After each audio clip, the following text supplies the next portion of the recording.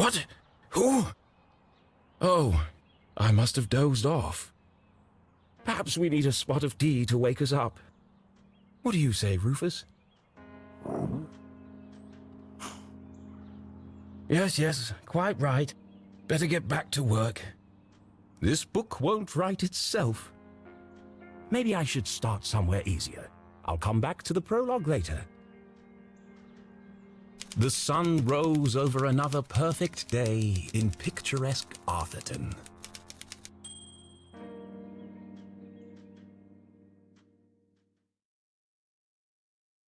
To the casual observer, Arthurton seemed like any other small, quiet town. It was nestled in a valley between two mountains, lined by lustrous forests, and perched on the edge of a pristine lake.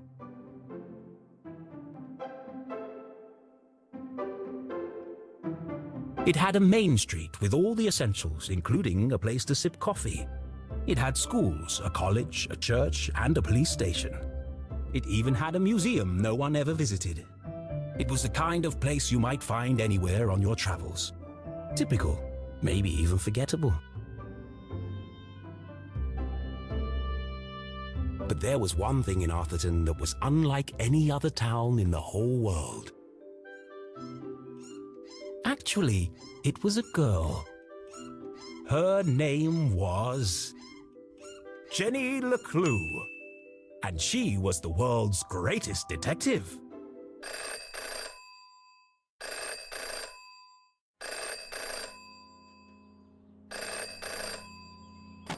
Finkelstein residence. Oh, hello, Glenda. Yes, he said he might ring. Okay, patch me through then.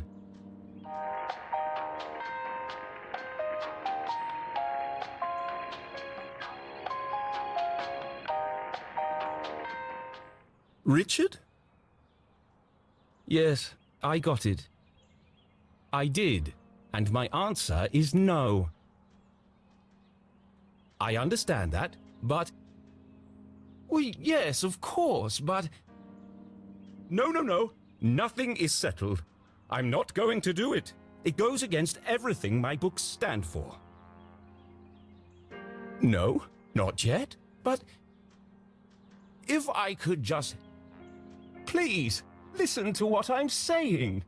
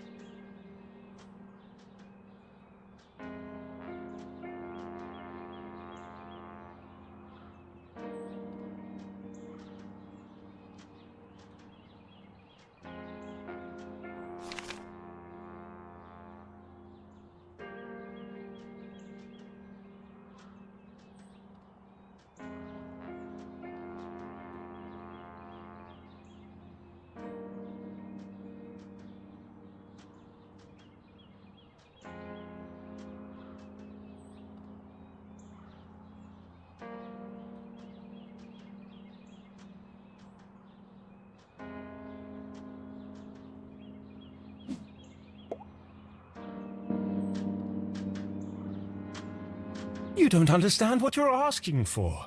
You want me to turn Jenny's world upside down? Kill off my characters and destroy everything I've built over the last 30 years? Fine. I'll give you what you want. But I warn you, I'm a stream of consciousness writer, and you have unleashed my fury. Good day, sir.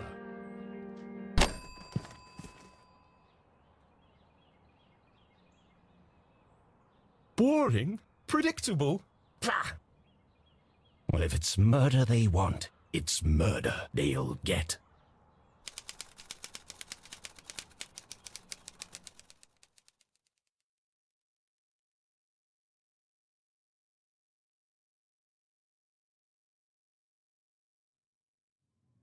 It should have been another perfect day in Arthurton.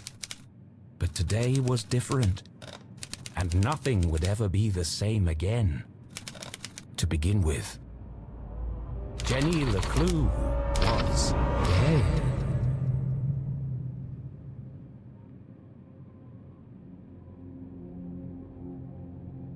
Her skin was pale, her eyes glassy and frozen.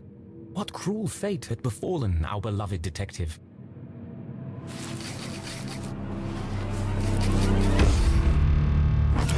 No, no, no! Never move the victim! Mrs. LeClue, she's doing it again. Jenny LeClue, you are a dead body. Dead bodies don't talk.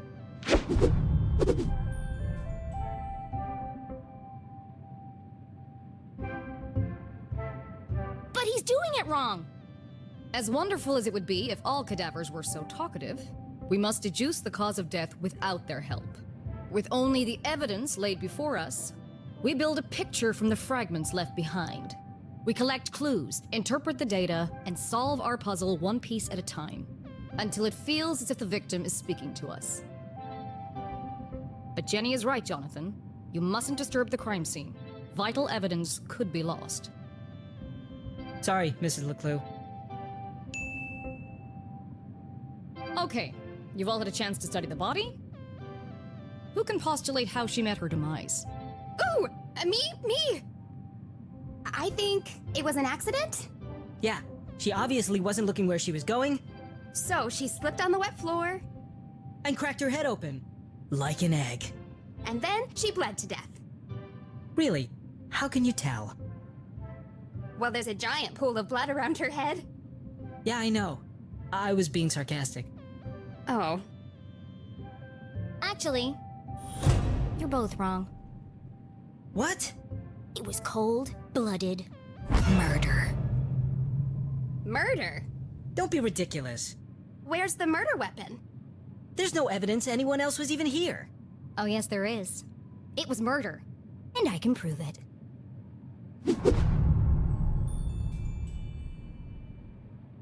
Jenny had read all the books. She'd absorbed all her mother's teachings. But there was nothing quite like getting your hands dirty. How many people get the chance to solve their own murder? The first step in any good deduction was collecting evidence. Seemingly insignificant details could provide a vital piece of the puzzle. First, I'll search the crime scene for clues. Then she'd analyze the data. And finally, Deduce the real cause of death. There's no doubt the victim lost a lot of blood. The victim has a green smudge on her lips. It's not lipstick. it wasn't Jenny's style to wear accessories. But this hair clip was the exception. Its function as a lockpick had saved Jenny from a long night trapped in her school locker. She'd worn it ever since.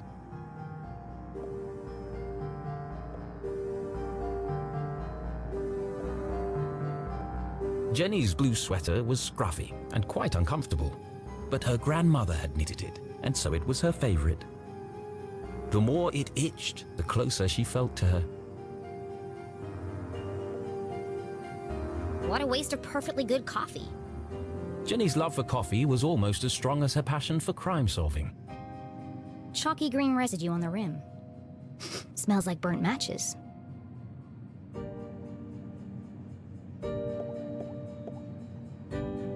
Approximately 8 sizes too big, and covered in mud.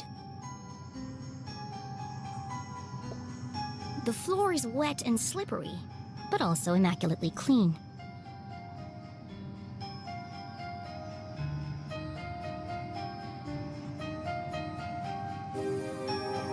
Without her trusty bifocals, Jenny couldn't see the nose in front of her face. They were her window to the world and the lens through which she focused her keen detective vision. I've seen enough. Time to wrap this case up. Jenny was a meticulous record keeper, noting every relevant clue in her trusty journal. A great detective knew that solving a mystery was simply a matter of connecting the dots. I'm certain this wasn't a mere accident. Now I just need to prove it. How do I know the victim didn't slip?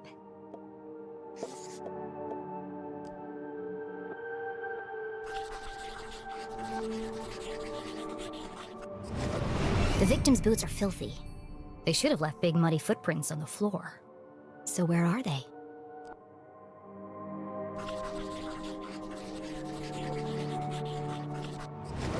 Either someone washed away her footprints, or she was carried here.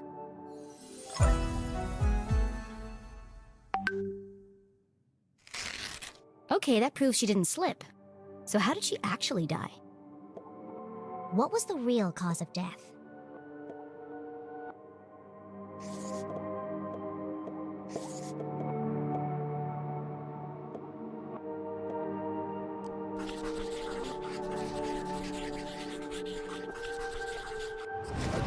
There's a green residue in the bottom of the victim's coffee cup. It smells of burnt matches.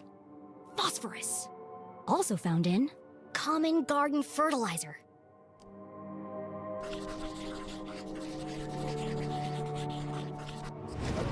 The same green mark is on the victim's lips.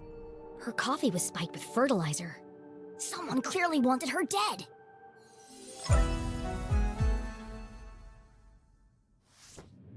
Ah, the case of the dead lab assistant. Gone before her time. Was it poison? Yes. A blow to the head? Yes. An accident? Certainly not. No footprints in an unshattered mug? She was killed somewhere else and carried here. This is the story of a scorned ex-lover. Jenny? The gardener enacting his revenge. Jenny! A deadly brew of fertilizer and caffeine coursing through the veins. That's quite enough, thank you. What happens to the gardener? Is this gonna be on the test? Remember, class, even the smartest criminals make mistakes. This is how we catch a killer. But what's the point of all this? Yeah, there hasn't been a murder in Arthurton in years. Every town has a dark side, even Arthurton. By doubting, we are led to question. And by questioning, we arrive at the truth. Okay, that's all for today. Don't forget, next class is our field trip to the morgue. So have a light lunch.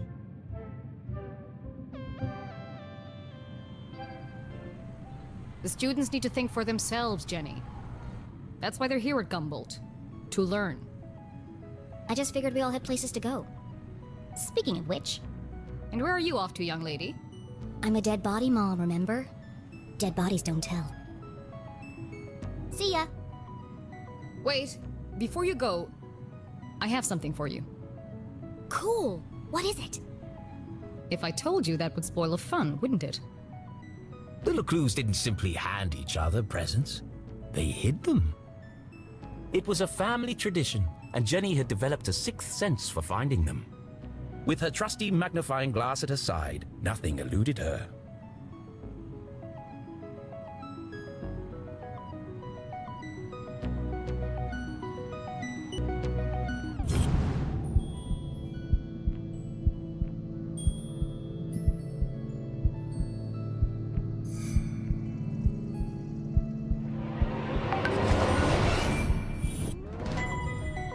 Journal!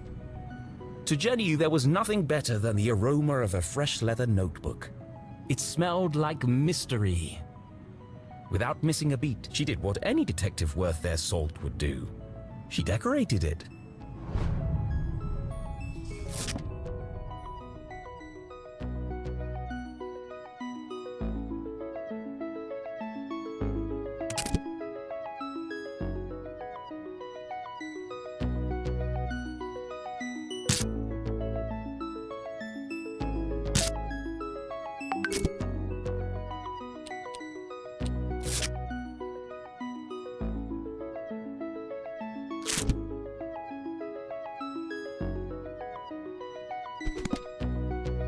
A new journal meant new adventures.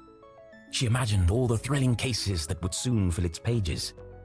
And on the first page, her mother had written an inscription. A great detective never gives up. Love, Mom.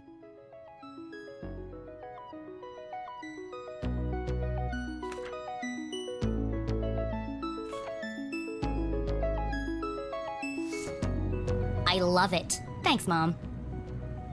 Jenny, I wanted to talk about, to say, Somewhere in the back of Jenny's highly caffeinated brain, an alarm bell was ringing. Her mum was hesitating. What could be causing her to act so out of character?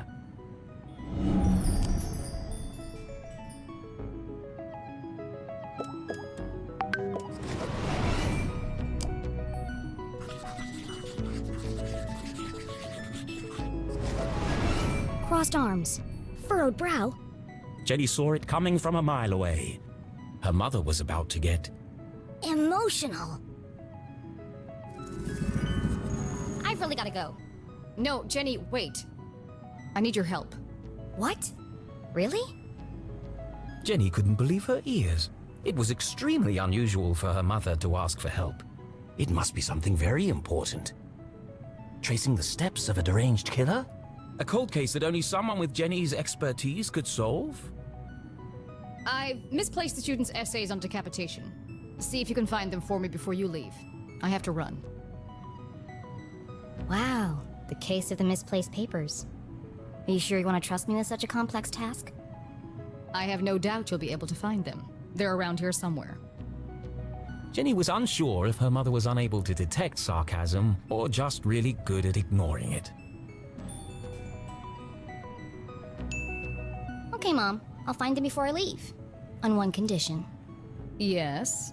You have to let me help grade them. One of Jenny's favorite pastimes was grading papers. Nothing pleased her more than giving a big shiny F to an overconfident student. Don't push your luck. Please. Okay. Yes. Find the papers and go straight home. But I'm meeting Keith tonight. No buts, remember? Oh, I'm sorry. Maybe I'm still feeling the effects of being poisoned for your class. Well then, I have the perfect antidote.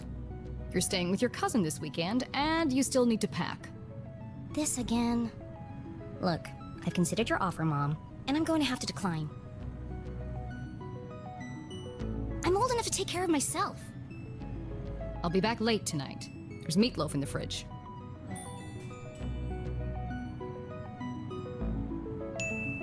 Late again? What are you up to? Jenny LeClue, it's been a difficult week. Could you please just do what you're told for once and stop asking questions? Fine. And try to stay out of trouble. When do I ever get into trouble?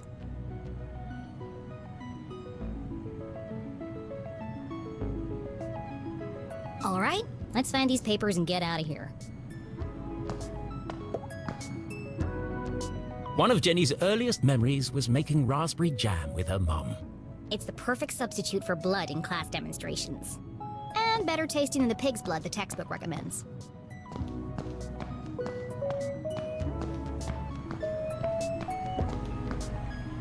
Looking rather trim today, Ethan. New diet? What's the matter? Lost your funny bone?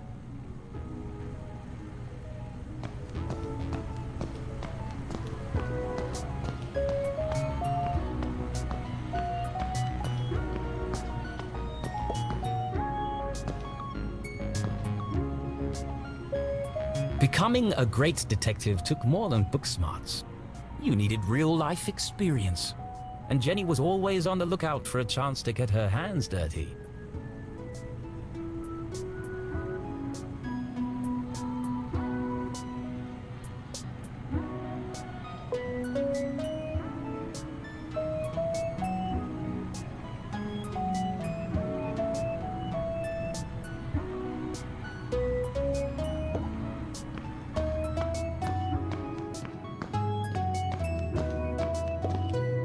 Please do not touch.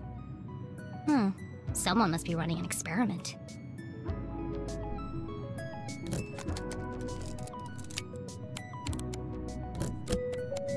Gross. Pretty soon it's gonna sprout legs.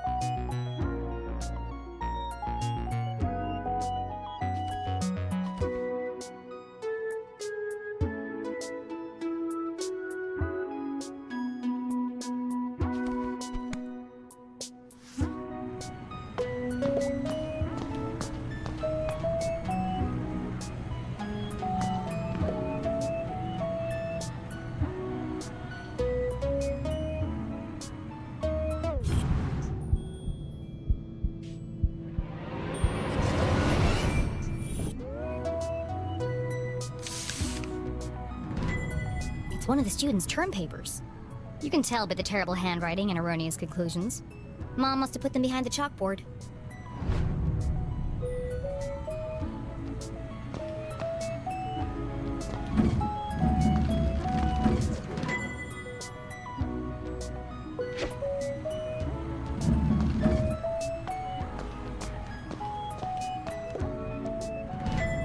Found you. Time to get out of here.